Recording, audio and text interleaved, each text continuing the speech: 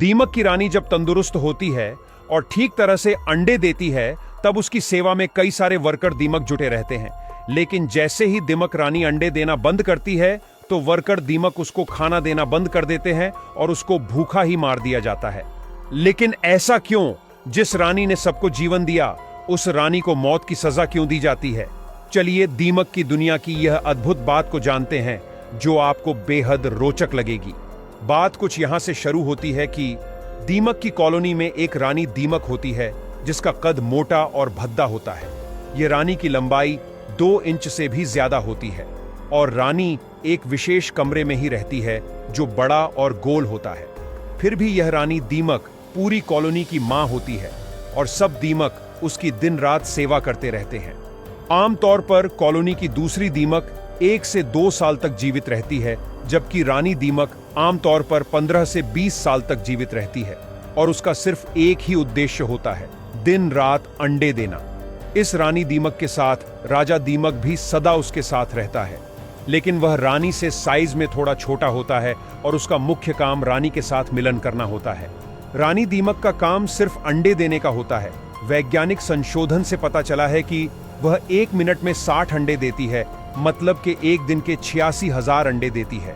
जरा सोचिए, पूरे 15 साल के दौरान यह रानी कितने अंडे देती होगी। रानी दीमक के दिए हुए अंडों को वर्कर दीमक साफ करती है और दूसरे कमरे में जाकर रख देती है।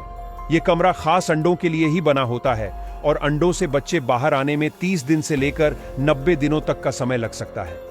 क्या आपको पता है, रानी दीमक का मुंह इतना छोटा होता है कि ठीक से दिखता भी नहीं और रानी दीमक खुद से खाना तक नहीं खा सकती। कभी कभी रानी दीमक को खाना भी उसकी सेविकाएं खिलाती है और सेविकाओं हर वक्त रानी दीमक की सेवा में ही लगी रहती है। वह रानी को खाना खिलाती है, उसकी मालिश करती है और रानी दीमक की सब जरूरियातों का ख्याल रखती है। दीमक के बच्चे जब अंडों से बाहर आते हैं, तब उसे निम्फ्स कहा जाता है। ये नन्हे निम्फ्स दिखने में बड़े दीमकों जैसे ही होते हैं, बस आकार में छोटे होते हैं। शुरुआत में ये सभी निम्फ्स एक जैसे ही होते हैं, लेकिन उनका भविष्य इस बात पर निर्भर करता है कि उन्हें क्या खिलाया जाता है। यह निम्फ्स अपने खुराक के हिसाब से वह रानी, राजा, वर्कर या सैनिक दीमक बनते हैं। निम्फ्स को अगर वर्कर या सैनिक दीमक बनना हो तो उसका भोजन सिंपल तरह का दिया जाता है, और रानी या राजा दीमक बनना हो तो उसको विशेष प्रकार का भोजन और मालिश दी जाती है, जिसके कारण सभी निम्फ्स का शरीर आगे जाके अलग अलग तरह का बनने लगता है। अगर रानी दीमक बीमार हो जाती है या ठीक तरह से अंडे नहीं देती, तब सेविकाएं इस स्थिति को समझती हैं और तुरंत हरकत में आ जाती हैं। वे रानी को विशेष भोजन देने लगती हैं ताकि वह फिर से अधिक अंडे देने लगे।